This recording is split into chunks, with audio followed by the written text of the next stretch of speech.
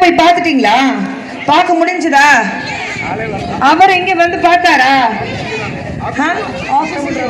சட்டமன்ற ஆபீஸ் இங்க தான் இருக்கு. ஒரு நாள் அதை பார்த்துருக்கீங்களா? 10 வருடத்துல எலெக்ஷன் டைம்ல மட்டும்தான் பார்த்துருப்பீங்க. அதுக்கப்புறம் பார்த்ததே இல்லை.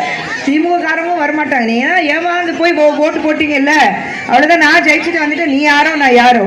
ஆனா இரட்டை இலை சின்னம் பொறுத்த வரைக்கும் உங்களுக்கே தெரியும், அதிமுக பொறுத்த வரைக்கும் அப்படி கிடையாது. என்ன சொல்றோம் அது செஞ்சே கொடுப்போம்.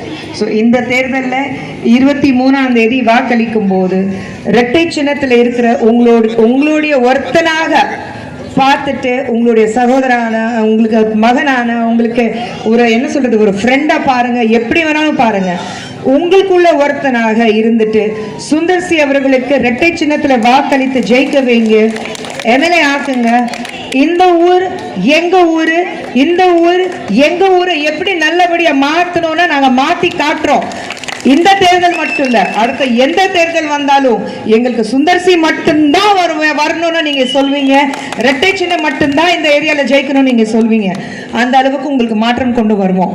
மறந்துடாதீங்க, நமது சின்னம், நமது சின்னம். மறந்துடாதீங்க, இரட்டை இலை சின்னத்தில் இருக்க சுந்தர்சி அவர்களுக்கு வாக்களிங்க. நன்றி, வணக்கம். வெற்றி கொண்டாட்டத்துக்காக மறுபடியும் வருவேன். ஓட் போடும் போது பார்த்துட்டு போடுங்க. இரட்டை சின்னத்துக்கு வாக்களிங்க.